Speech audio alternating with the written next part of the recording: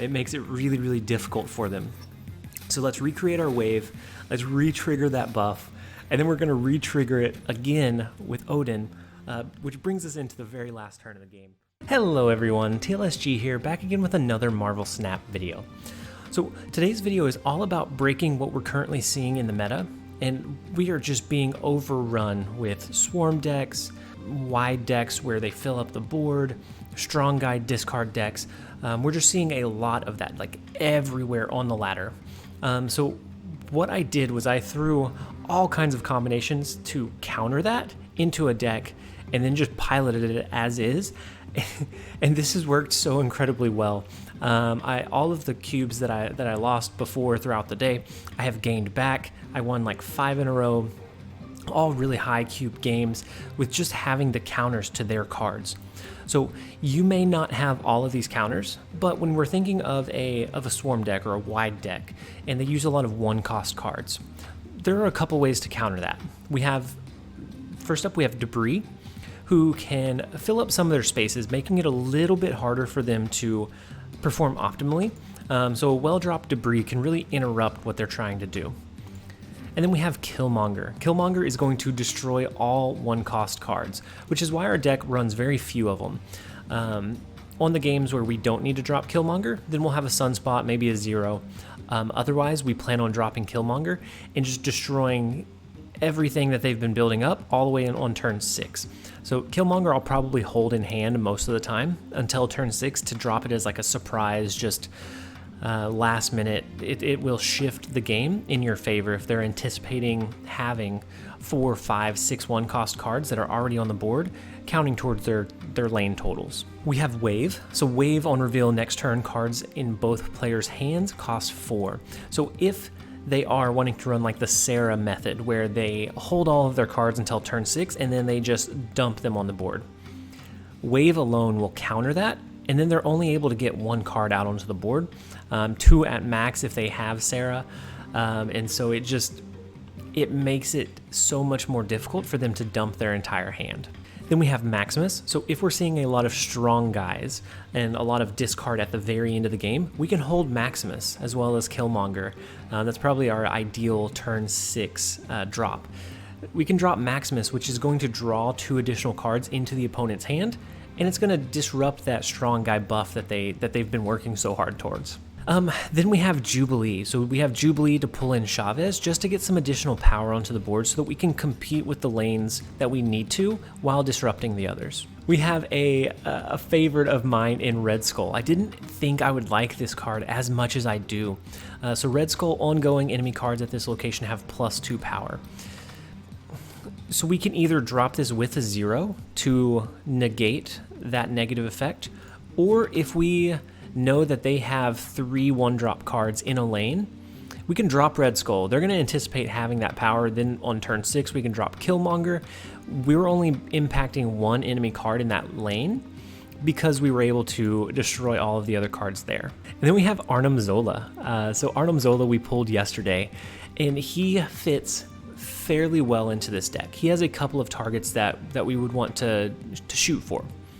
So we could shoot for a 0'd out Red Skull to have to double that power. All of a sudden, we shift that 14 power to another lane, and the third lane has that power as well. So it works fairly well. We could also use this right after a wave to extend the wave benefit. So typically you would have to drop wave on turn 4, followed up with an Odin turn 5 to block out those last 2 turns. With this combo, we can block out the last 3 turns of the game. And knowing that most of the decks in the game really don't start ramping in their power until turn 3 anyways, so we can drop wave on turn 3, we can drop Arnim Zola onto wave on turn 4, which will re-trigger wave's ability in the other 2 lanes, and then we can drop Odin on turn 5, pushing out only 1 card on turn 6 for the opponent. So if they are trying to, pump out a lot of cards, even if they are, let's say, a Mr. Negative deck, and they inverse, that 0-cost Iron Man is now going to be 4 again, and they're not going to be able to dump as much onto the board, and we can block out that whole second half of the game. And so this combo works really, really well. We could also target a debris to duplicate the debris across the lanes and fill up all of those spaces. We could do it with Killmonger if we have to drop it early and then they flood the board with more 1-drops. We have a lot of good high priority targets for Arnim Zola here. And then we have Odin to re-trigger on reveal abilities. So that could be Wave's ability, that could be Debris' ability, Killmonger. If they send a Goblin our way, we can do that one. We could re-trigger Jubilee. There's a lot of good on-reveal abilities that we can trigger here. And then last one, Chavez, just to have a consistent target for Jubilee to pull in so that we can have that consistent power burst onto the board. And so that is the general idea of the deck. We are going to go ahead and jump in. This deck has been performing so incredibly well in a meta that is still growing and being defined, but people seem to have reverted back to that swarm type deck because it's fairly consistent. If there's not something stronger out there, it's very consistent. It performs well every single time. This deck is designed to stop that consistency. First up, we have no. And I'm going to drop Sunspot into Miniaturized Lab. We can let him grow over time. It's going to be locked out after next turn, and at least until we know if he has a Swarm deck or not. If he does, then we may end up dropping the Killmonger. Then Sunspot wouldn't do us much good. And then we're just going to pass this turn and see what he drops. So he does drop a strong guy. So I'm telling you, we are overridden with swarm type decks, and so this is the time to capitalize on that. And so I think we have the second half of this game locked down. So we have the wave. How do we want to do this? We'll do wave in the right hand side. Okay.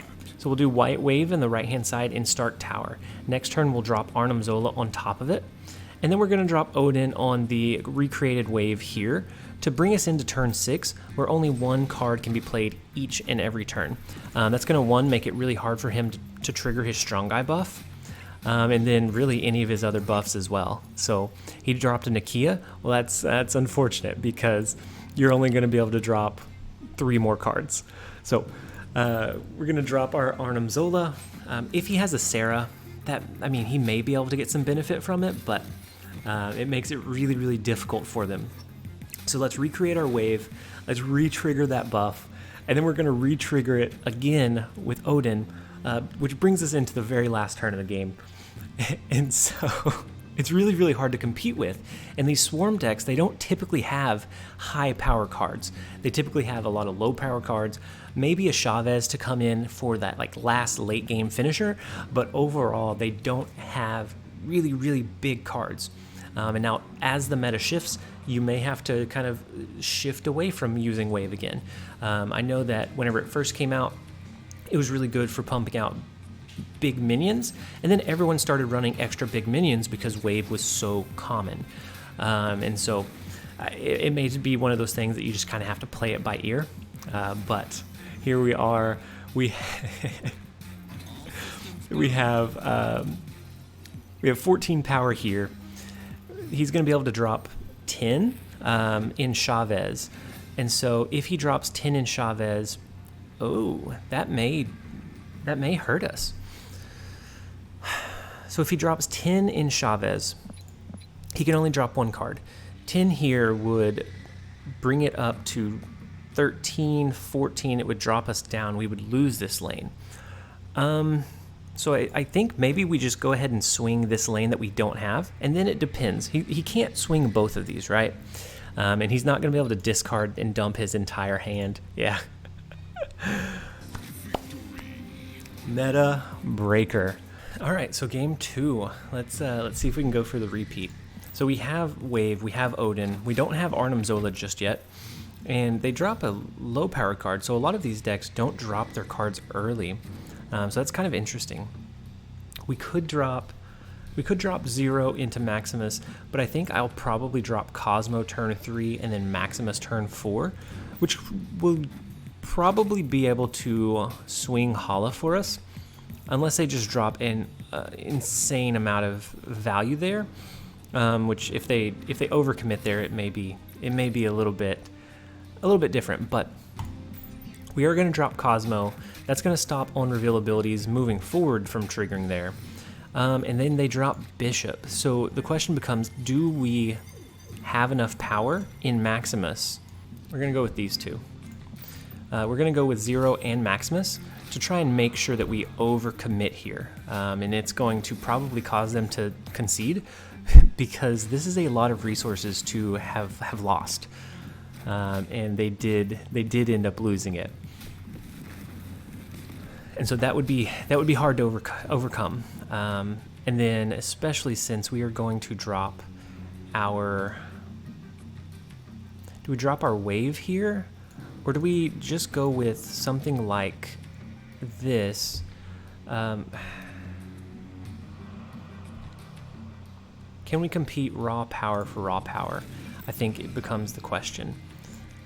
And so maybe we just do one of those. And we can either do Jubilee to get the full effect there.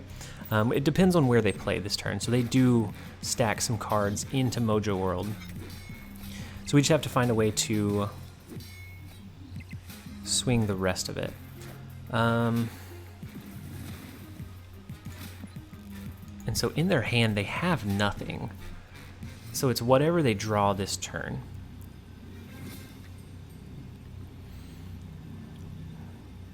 And so, ooh, with Titan, I get to drop 2 cards here. Very nice. And so I can drop. So what could they have? At most, they have a 14 power that they can drop here. I don't think that does it for them. I think we're fine just dropping both of our 6 drops over into Titan. I feel like it's only fitting to like really show our appreciation for Titan. Because that's going to be 18, even if they drop their like Giganto, is that what, I think that's what its name is. We're going to go ahead and snap. They will probably concede. Yeah. But we had it. We 1000% had it. All right, guys, so we DC'd from the game. We jumped in on our phone. You're gonna miss the first hand or the first turn, but I'm roping as long as I can. So the first turn we dropped Sunspot into Atlantean, and our second location was Elysium, and then you should be able to get caught up on the changes now as we load in. So we do have our Maximus, we have our Red Skull, but Atlantean is going to make it where we shuffle our cards on turn 4. So I think maybe we even go ahead and drop Maximus. That's going to allow them to draw more cards, but after next turn, it's going to... Oh, they're a move deck. But after next turn, those cards are going to go back into their deck, any that they're unable to play. So I don't know that that's like the best play line necessarily, but it is a play line. And so we're going to drop Debris in the far right lane. The reason being, a lot of times Heimdall will try and shift everything to the left towards the end of the game. And we want to kind of block that wherever possible. And they moved all of their cards. That's unfortunate. So we didn't get a rock into Elysium. I guess it is what it is. But we did draw back into Killmonger, into Red Skull. And so where do we want to drop this? I know that we want to drop Cosmo, but it's a matter of where. So if we drop him, where do we think they're going to try and pull him to? I think they're going to try and pull them over here. And so the on-reveal ability, so whatever trigger, whether that be Heimdall, whether that be whatever it may be, would not be able to initiate because of Cosmo. And so they have a Claw. What a strange hybrid deck. Okay. So we have the combo here. We can do... I think we can win mid even. So we can do 0 into a red skull. Ooh. Then it's a 1 in 3 shot. It's a shot. So maybe we don't go with that shot. Maybe we just go with the guaranteed win this lane. And then Heimdall will try and push everything over, but he'll have to do it from here.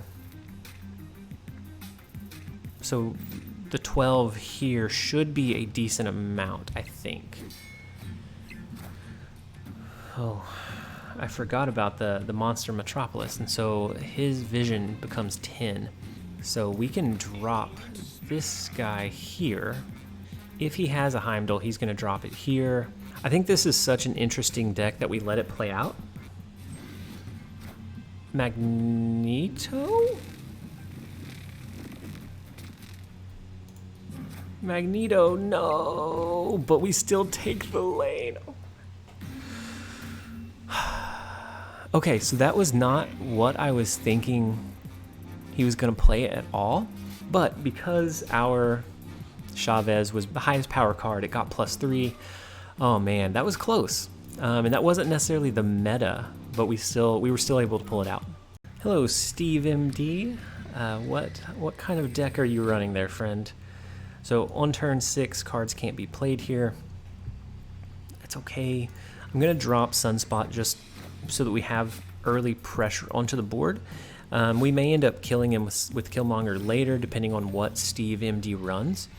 But I like to have the early board pressure just to kind of swing that lane a little bit, and then they have to either invest extra resources, or it kind of shifts how they play, and it gives us options, because we may not always need to blow that card up. And so we have wave. Do we want to drop wave here? I don't know that we do. I think maybe we drop wave next turn, but that leaves us with just Maximus. You know, I'm gonna pass this turn again. I would have liked to play something, but I don't want them to draw into their extra cards by using Maximus, and it gives a pretty valuable resource that I have away. So did it feel good to pass? No. Ooh, Onslaught. We don't have any good ongoing ability. You destroyed my wave, but we got your Khazar, so we know that it is a wide deck. So in that case, do we drop our Jubilee and pull in like a Chavez? Do we go with like a Maximus into the Red Skull so that we can duplicate him? Like, that's what I want to do without having our wave, with that getting discarded. That's really unfortunate. We would have used wave and then Arnhem onto wave next turn to be able to stall out the rest of the game, but we just don't have that luxury anymore. I want to drop 0 so that I can do a Red Skull, but I just don't think we can justify it.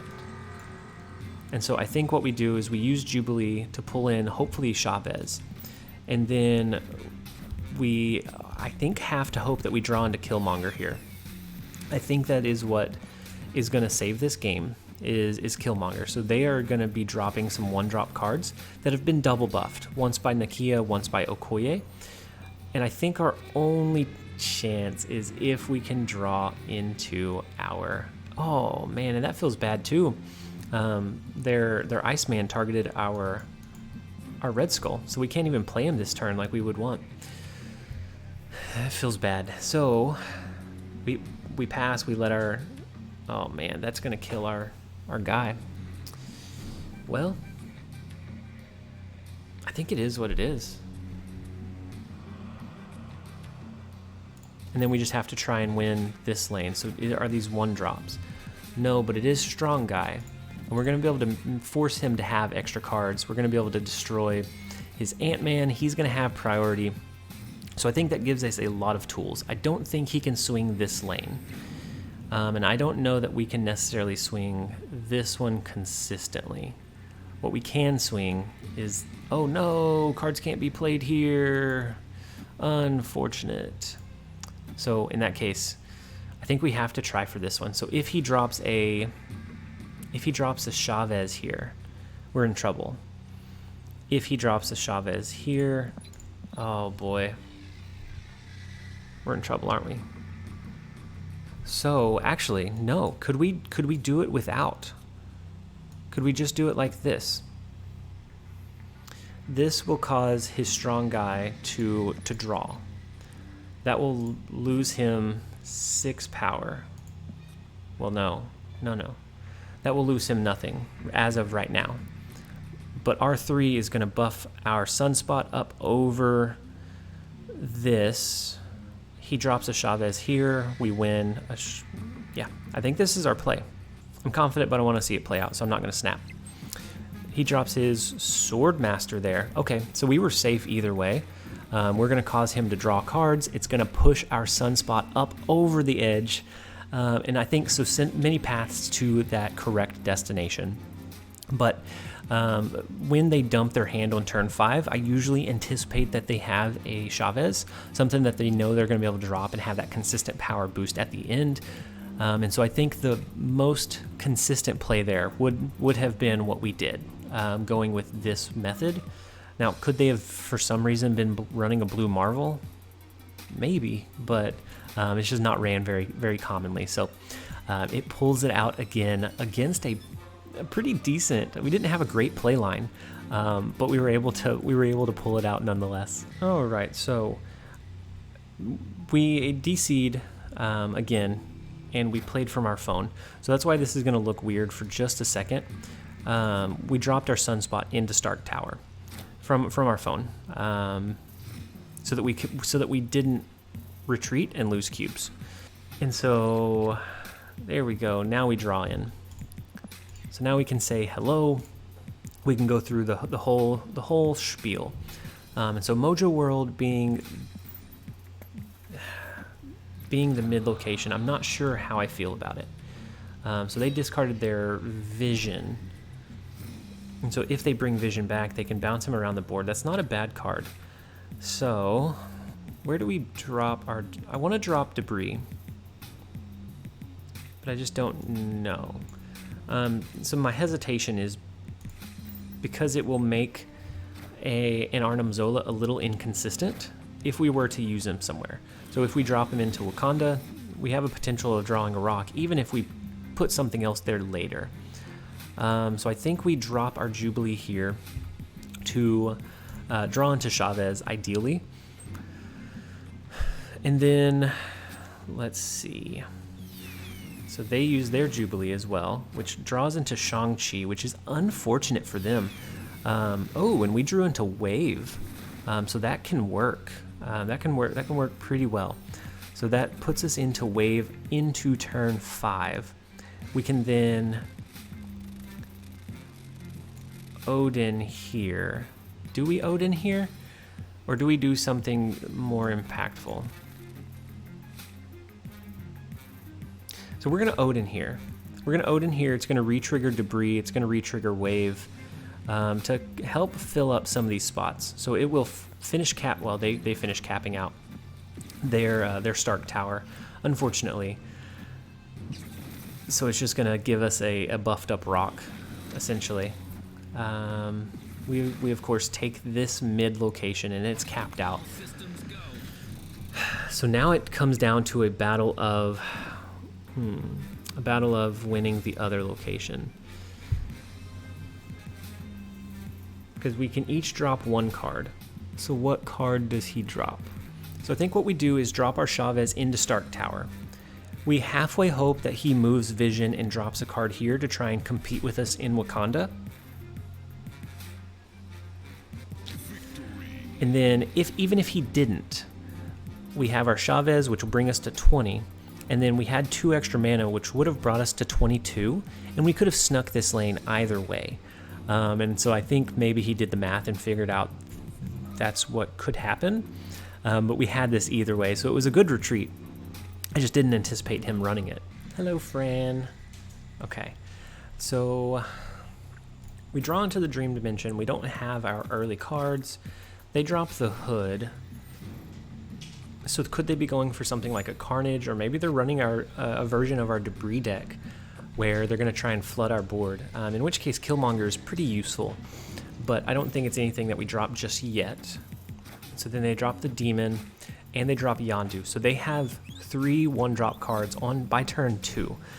So if we hold Killmonger until the very, very end, it's going to be huge at swinging those lanes in our favor. Do we drop Debris here, or do we kind of shy away from that and compete for these other ones, knowing that we'll be able to get this one and all of these other ones? Maybe we do that, because they had a really like swarmy turn 1 and 2, but they're gonna skip turn 3. Strange. So what if we do something like this? We drop our wave, and then we drop our 0. Where do we want to drop our 0 at? I don't think it matters, because we're going to plan on blowing it up anyways. So maybe we drop it here so that they think, oh yeah, we got one of their cards. Because we fully anticipate dropping Killmonger at the very end. So the reason I want to drop Wave is that way next turn we'll be able to drop Red Skull. And then we'll be able to follow up on turn 6 with 2 cards. So Cosmos, Killmonger, or if we draw into Maximus Killmonger, that'd be a little bit better. And so they skip turn 4 as well. Did they DC? Fran, are you okay, Fran? Okay, so turn 5, we're just gonna play it. We're gonna play it cool. We're gonna play it under wraps. We're gonna drop something here. And the thinking is they already have resources here. They may start dumping cards in Hala. And we want to be able to compete for this lane and let them think that they either have or could have these 2 lanes before we destroy their 1-drops. And so they do drop a card. You are here, friend. They drop Captain Marvel. Such an interesting card, but it's hard to work into a deck well. I do want to kind of work it into a Arnim Zola lane and duplicate Captain Marvel in an undestroyable lane so that we have 3 Captain Marvels that'll move around the board. Just because I think that'd be hard to have it scripted or written for them to know, like, how are you gonna tell each of those separate instances of after the game ends move to where you can win? I think it'd be interesting to see. So do we just go raw power here? Because we have this lane pretty well locked down. Do we just go raw power? Or do we do what we were intending to do initially? So I think they're going to try to swing a lane. So I'm going to drop both Killmonger and Cosmo here. That'd be 9. If they dropped all of their power here, Captain Marvel could move here. Maybe I drop Cosmo here. I don't know. I don't know how to anticipate what they're going to do. So I'm just going to go ahead and drop this. If they have like an Ultron, that's kind of unfortunate. Well, it would flood the board. They wouldn't want to do that with Captain Marvel. And Chavez. So could this have flown? Oh no, it wouldn't have mattered. So Captain Marvel could have flown over to Dream Dimension, which is why I split them up. It could have flown over to Dream Dimension. We would have tied this one. They would have won this one by 4, but that would have made us win this one by 14. And so since it wouldn't have won, it didn't move at all. So not a like super straightforward or easy to read game, but nonetheless, I think this deck has a lot of potential against meta and non-meta alike. Any card or any deck that's running non-huge monsters is susceptible to the wave combo. And then even if they are, you can shift and do something like your 0 Red Skull Arnim Zola to have 14 power in 2 different lanes. You could Arnim Zola your Debris to then basically fill up the entire board. So Debris, Wave, and then Arnim Zola on turn 5 could be an easy way to fill up the board, because you would have, so you'd have half of the board taken out by turn 5, and so if they had dropped anything at all, it could really block off their ability to play. You have a lot of cool kind of resources here, and Like I said in the beginning, not everyone's going to be able to build this deck, but what it's intended to do is showcase some of the different ways and some of the different counters to a swarm type meta. So some of the different things that you're able to do so that you can take the cards that you do have and make this. So if you have a Killmonger, really dropping that into any high power deck anyways, or any powerful deck, any deck that performs well, just hold it till the very end. You drop Killmonger, you win a lot of games. Wave completely counters the Sarah method, where you hold all of your current cards until turn 6, and then you dump them on the board. Completely obliterates that. And then Arnim Zola, which is a little less likely, but being able to extend your wave bonus. The Red Skull 0 is good for high power output. That's competitive with some of the other methods. So overall, this deck feels really, really solid. I am having so much fun running this. I went from rank, I think I got down to like 113, 112, and I brought this back up to 116. And I actually capped out at 117. I dropped a couple of games when I was playing on my phone, just kind of halfway paying attention. But overall, this feels like it really disrupts the meta. And this may not be the meta for long, but as of right now, with everyone trying to figure out trying to keep an eye out for what deck is going to be good, and reverting back to that swarm type deck, this deck completely shuts that down and gives you a much greater chance at winning. And because of that, you're able to steal a lot of high cube games because people aren't anticipating you dropping an Arnim Zola onto a wave that is going to block them from doing many moves for half of the game. But overall, the deck list feels really fun. I hope you guys enjoyed the video. If you did, make sure to leave a comment, a like down below. It really helps the channel grow. I love interacting with you guys and seeing what you guys think, and taking in that feedback and using it to grow the channel. So I hope you guys enjoyed the video. This has been TLSG. Later, guys.